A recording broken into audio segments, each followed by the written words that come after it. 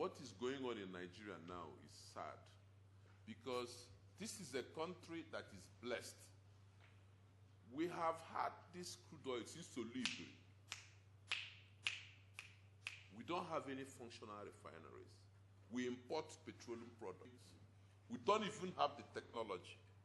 Meanwhile, even during the Civil War, they used to cook crude oil behind people's houses and produce diesel and petrol. Do you understand? So this is supposed to be a simple technology that Nigeria should have acquired by now and will be supplying the rest of Africa with refined products. But because of leadership, we are not able to achieve it.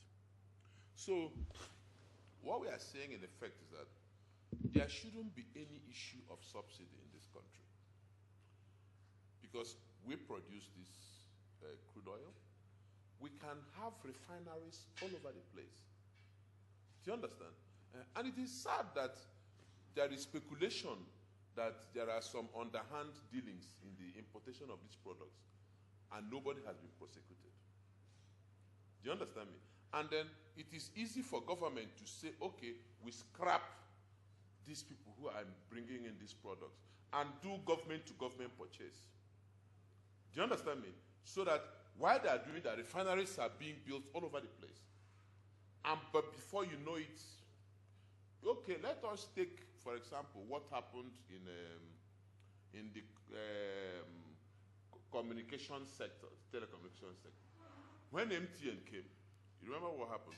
Even for me to buy that SIM card, I spent almost 40,000. I had to fill forms, do this, do that. You understand?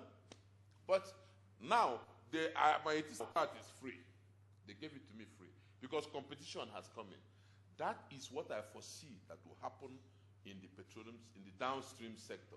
When you have a lot of refineries, first of all, you will now have different grades of petrol because competition has come in. You will see the one 5 naira will buy. You will see petrol of 65, let's say 65 naira. You see that of 100 naira.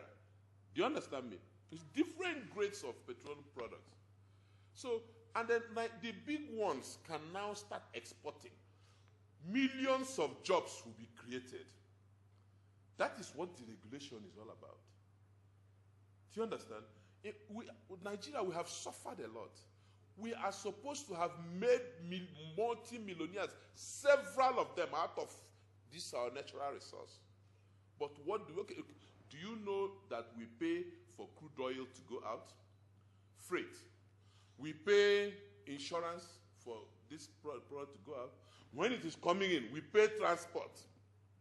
We pay insurance. And do you know that no Nigerian this thing is carrying these products? Nigerians are not carrying the products. We are using our natural resource to create jobs in other countries and create wealth in other countries. What we are advising government to do is create incentives immediately for emergence of mini refineries all over the country. Do you understand me? For example, why would government give marginal oil field to speculators? If you own a refinery, government should give you a marginal oil field to use to feed your refinery and ban you from exporting the product because it should be for local consumption only. Then you can produce your crude at even $40 per barrel. And then if you refine your products, you can sell at that same price and make profit. Do you understand me? At the supposedly subsidized rate and make profit and break even. There is no right way for subsidy because the cartel that is benefiting from it will not allow it. You know, remember it started, even the military couldn't do it. From Babangida till now, no president has been able to solve this problem. Do you understand? But the point is that there shouldn't be this problem in the first place. It shouldn't exist. There shouldn't even be an announcement. It's just an issue of policy. You create the policy that will generate these refineries. You understand me? Create an enabling environment. Before you know it, we are exporting refined products, and nobody's talking of subsidy, and we are selling at the right prices. It's just a matter of policy, because they are saying that the subsidy rose astronomically. You understand? That's been the argument. Government can scrap this set of importers. Import directly, government to government. This Colade Commission, they can ask them, so, okay, be in charge of importation of this product direct from governments, no middlemen, while refineries are being built. Do you understand me? By the time these refineries are completed, there will be no issue of subsidy, because if they allow the owners of these refineries to use the marginal oil fields that we have, they will produce petroleum products at very cheap prices. Those who want to build refineries with the right incentives, government can do what they're doing in the power sector. Give purchase guarantee. Doesn't mean that government will pay you for your product. So by the time you finish and you are giving marginal oil field, or you are giving crude at a local rate, if they don't want to give you marginal oil field. You understand? But there is no reason why government shouldn't do that. You understand? You'll be able to now produce, and then you are not allowed any crude until you finish setting up your refinery. If you want to get those incentives, government can ask you, so okay, get an international bank guarantee that you build a refinery. Do you understand me? So that you can benefit from those incentives. You see, there's an issue of policy. Government should be able to, I can't talk for government, but we are making suggestions. Government should be able to put in the right policy framework that can make it work. It's easy. It's achievable. That is the only way forward. That is the only way Nigerians can benefit from this our natural resource. That is the only way that millions of jobs can be created out of this our natural resource. Millionaires, do you know the businesses that will spring up around refineries? Many millionaires that will be made. Do you understand? Jobs that will be created. You know, it's the effect is unbelievable. You know, but like I also said, it's government, it's policy. You understand me? The right policy framework is what is going to solve this problem. Because I was in the village when the announcement came. I know that so many people, I had to pay transport back for a lot of people. They complained that it was the timing. That was what everybody was saying. Why didn't they wait till when Christmas is over, when everybody goes back to their station, so that, you understand me, so they can now do it. But it's been done. I'm not privy to the decision. You understand me? But it's been done. And there is no time that it was done in this country that there was no protest. There is no time that they have tried to do this in this country since Babangida that there was no protest. So long as there are people making money, profit, a lot of money out of this, there will never be the right time. They will fight it because they have the resources. You understand me? They will instigate the public against it because they have the resources. You know, so as far as I'm concerned, it has created a lot of hardship, a lot of suffering, you know, but I don't see why these petrol stations should be selling at this price, because the products they have are subsidized. So, you understand me? The products they have are subsidized. So they shouldn't escalate the prices. I don't know what government is planning to do about it, but I think it's criminal. You know, because the products they have presently are subsidized. You know, so who is taking the difference? Labour knows the facts. They know that this subsidy should be removed. I'm sure that if those men that are very intelligent men, that are patriots, they know that subsidy must be removed. Probably what they don't want is the manner in which it is being removed. I don't have the facts, but that's what I think. Do you understand? But I've been here in this country since Babangida. I've been watching this subsidy. Every time it becomes an issue. Every time there's a protest. Every time it's not accomplished. And Nigeria is the worse for it. Because until you do that, look at the millions of unemployed graduates. What plans do we have to create jobs for them? How are we going to do it? Did you put a magic wand? Do you understand? There's so much to do for this country. We have plans of sensitizing government to give government, all the workers in Nigeria can have homes. Nigerians have been paying, they've been deducting from their salaries for many years under this national housing this thing. and they die homeless. They retire and die homeless. But monies have been collected from them. There are so many issues we want to tackle, not just the subsidy. Subsidy is a matter for the government to trash. But for Project Nigeria, we want to air our views so that these areas we are highlighting, maybe we might make government to have a second look at them. Do you understand? An organization, this is our own view. We believe that there should be total deregulation of the downstream sector. There is no other way for Nigeria to move forward. Do you understand me? It would be a big shame that since Oluibiri till now, Nigeria does not even have refining technology. It's a big shame that Nigeria, a country of her standing, the biggest black nation on earth, should, with all the resources they have, should be importing petroleum products. It's a big shame. You understand? So it is up to the president and his executive to gain the trust of Nigerians. They know what to do. I believe that we have capable hands in this executive, intelligent, patriotic Nigerians. I have met some of them.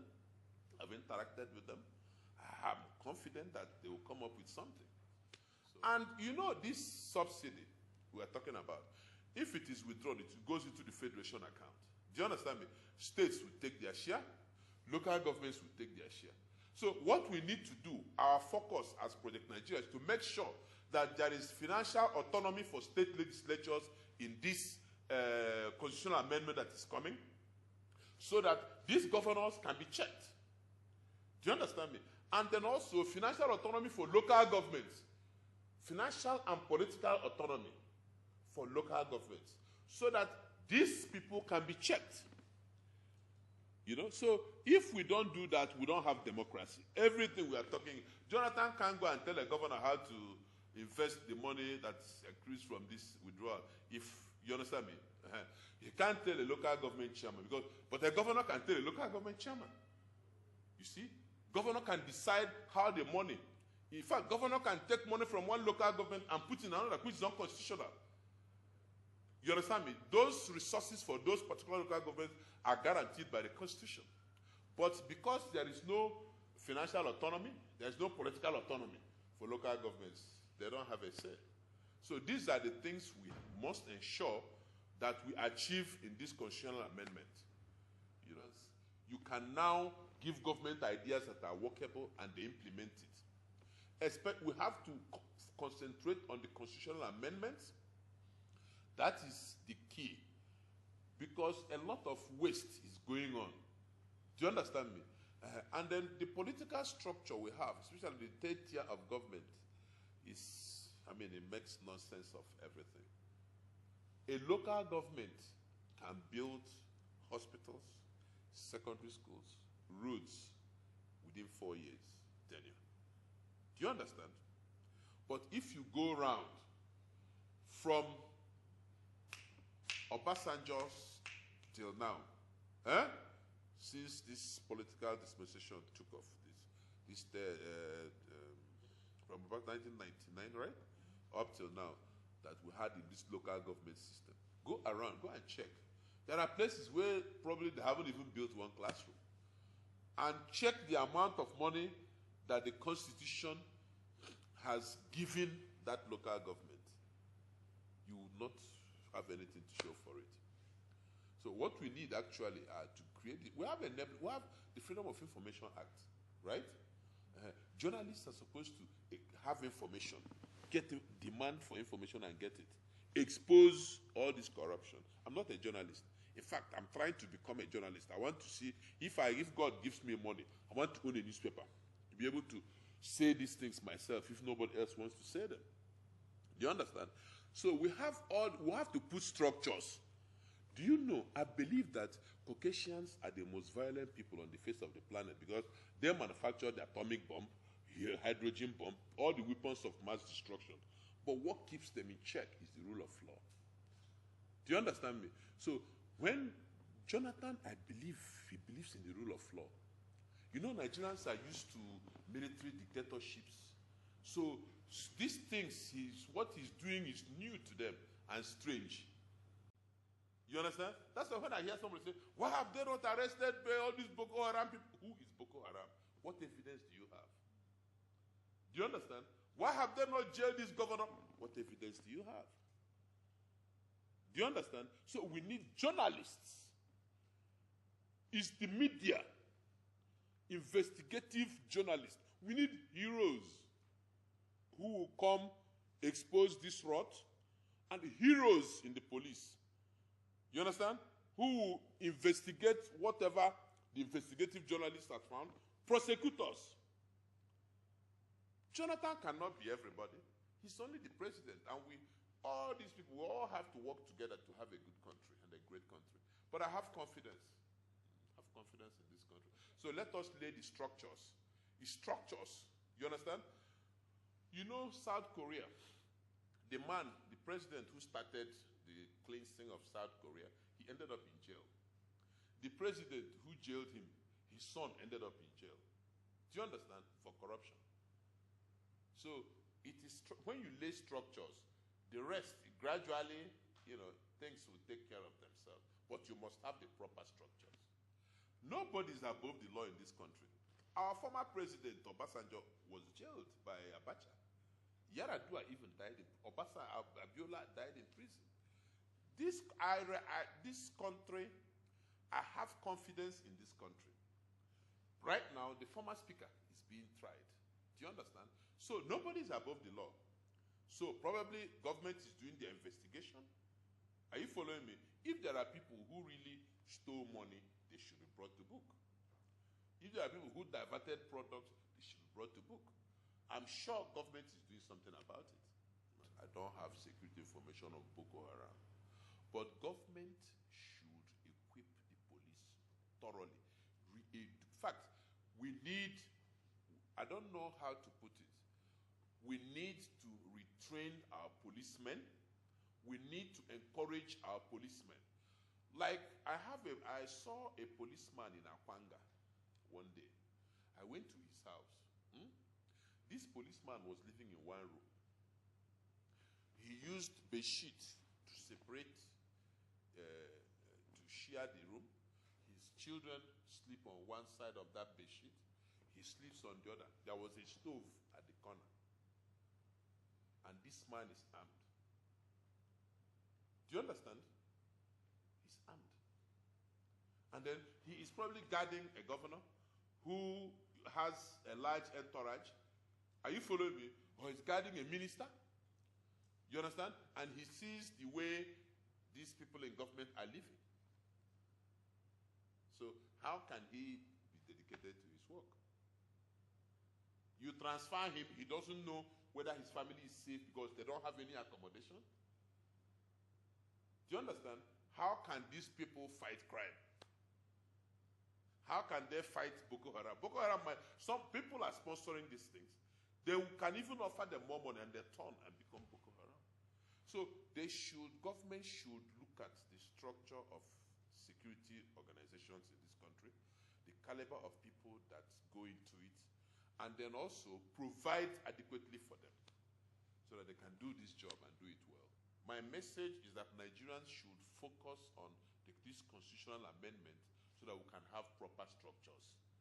You understand me? Once we have that, we take it from there. It's one step. Take one step, take another. Do you understand? We must have the structures, lay the foundation for progress with these structures, democratic structures. Without them, we are wasting time. This thing you are talking about corruption. The House of Assembly in a state has oversight functions over a governor. When the governor is holding their money, decides when he will give them even their salary, they can't have any oversight capabilities. Do you understand? So we have to have all these things in place. Right now we have at the federal level, and it's working. That's why you can have the House of Representatives, like you said, say that they don't support what the president is doing. Are you following me? Talk on behalf of Nigerians. If we have it in the state, have it in the local government, we are making a big headway. So that is where our focus is right now, on that constitutional amendment. And then this advice we have given to suggestion I've given to government on the way forward for this deregulation to take place effectively, do you understand me, is as a result of this crisis. If not, we would have quietly given it to government, written, submitted our memo, our proposal to government on the way forward. Do you understand? But this one, this constitutional amendment, we're calling all Nigerians, labor, students, everybody, to mobilize. This is our country. Let us rescue our country. It's being hijacked. Let us rescue it through the democratic process, not through violence. That's our message for